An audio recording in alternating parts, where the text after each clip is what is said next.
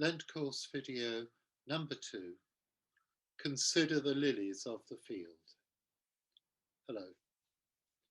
Last week I described in some detail the Traherne window in Hereford Cathedral and the effect that it had on me as a way of introducing the themes that I want to cover in this course. I hope I was able to communicate something of the breadth of meaning that I discovered as I considered that window. But the most important thing was the powerful sense of God's presence that stayed with me and which then encouraged me to look more carefully at what was going on.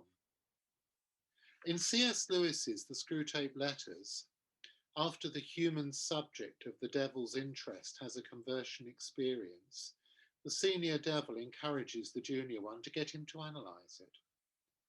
Even write a book about it, so that eventually the experience will be reduced to an intellectual position and robbed of its power to connect with God.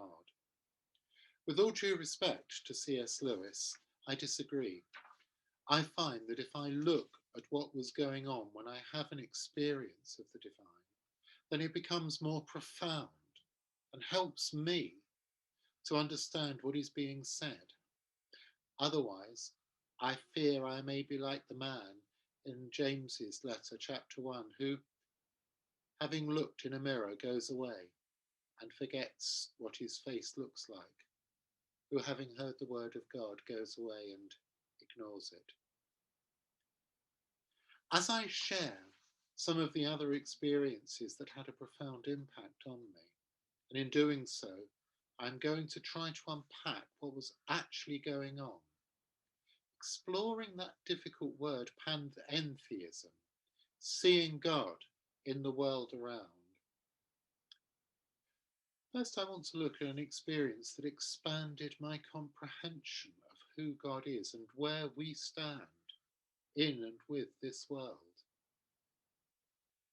The below picture is taken in Peterborough Cathedral. The enormous globe was the centrepiece of the Gaia exhibition, which was in the cathedral when I visited. Like a number of those things, it is a travelling exhibition, and Peterborough, I think, was one of the best locations for it. The lack of a rood screen meant that it was in the enormous, slowly rotating globe could be seen from all points of the cathedral. It was a wonderful object to contemplate, and one gained a sense of the awe astronauts must have. As I prayed the words of Psalm 8, "What is man that thou art mindful of him?" sprang to my lips.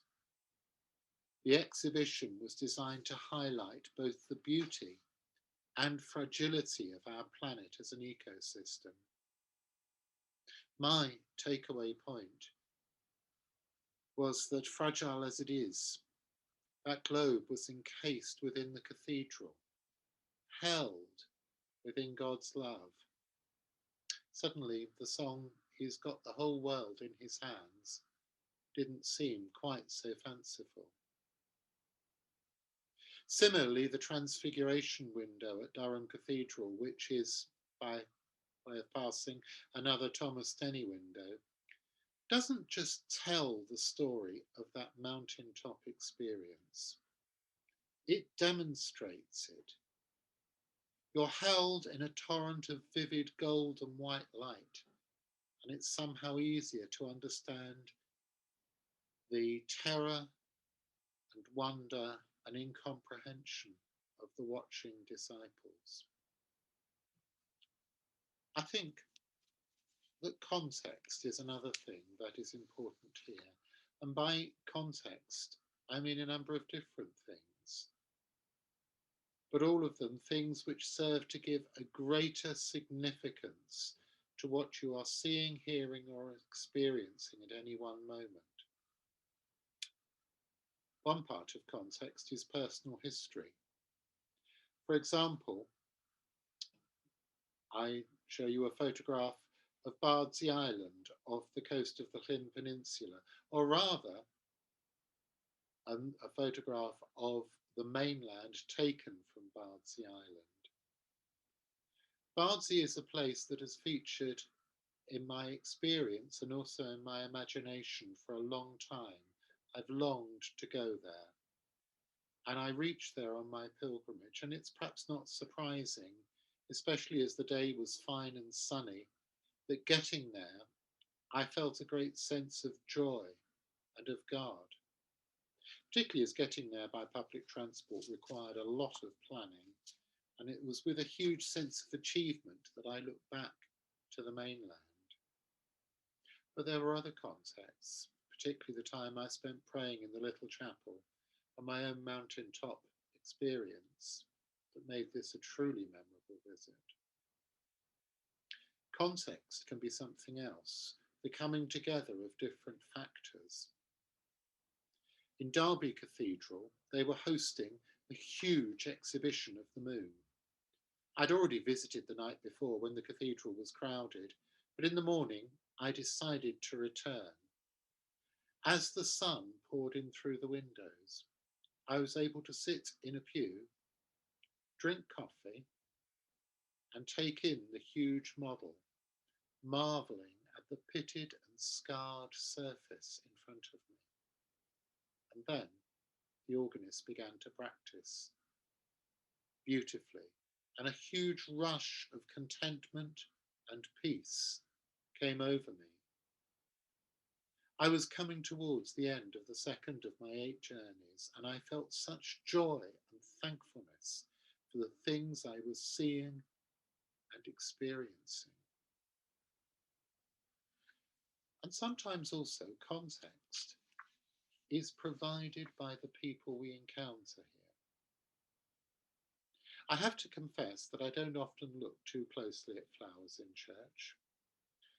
Sitting in Birmingham Cathedral, I wasn't particularly aware of the flowers there. I was more focused on coming to terms with a sense of disappointment. It was the first cathedral, if I'm honest, to disappoint me. It wasn't anything particularly exciting, welcoming, or special about the place that I could see. As I sat, wondering what I was going to write about it that was positive, there was an enormous crash. The flower arranger, who'd been working on these organ-themed arrangements, had fallen over. I and the organist went across to help her up. She'd obviously hurt herself, but she insisted she was carrying on. So I watched her as she brought the lilies and other flowers together to create something that was both beautiful and transient. As Jesus commanded in Matthew chapter 6, I found myself considering the lilies of the field. Although the lilies didn't toil or spin, the flower arranger certainly did, and in some discomfort. All to create something beautiful for God and the church, just for a moment. Her actions and dedication brought something special to life for me. I think as we go out into the world, we need to realise that God may be trying to communicate with us. And for this to happen, we need to be using our senses. I know that a lot of what I'm communicating here is very visual, which may have problems for those with limited sight, and I apologise. But sometimes the absence of a sense is compensated by the sharpening of others. My mountaintop experience on Bardsey Island, I was chatting with a lovely couple that I met there, when Andy, the guy, suddenly and slightly alarmingly dived towards the cliff top. From my conversation with him and my observation of the rather boxy hearing aids he wore, I had already realised that he was profoundly deaf. But he had spotted dolphins far below. He encouraged his girlfriend and me to look at them. I could barely make them out, but he saw them. Carlisle Cathedral had a sensory trail through the building, encouraging you to use all of your senses in appreciating both the cathedral but also the God who it was built for. At the end, there was a rug in the centre of the choir, and Louise and I were encouraged to lie down and look at the starry ceiling. As we did so, once more, the organist began practicing. Early morning and mid-afternoon seems to be their times. It was, again, wonderful, the mixture of sight and sound. But not only did we hear his notes, we felt them because we were lying on the floor. They coursed through our bodies, particularly the bass ones. Having already been praying, a sense of the grandeur of God was communicated. But for that to have happened, we had to be open, literally to be prepared to lie on the floor, to be taken to the heights. For me, the most important thing then is not so much the experience, wonderful and memorable that it is, but the connection that is made, the comprehension or understanding that is given, and the change that might come about as a consequence. Final thing I'm going to talk about relates to a picture of a sunset. I took this on a train going from Hull back to York.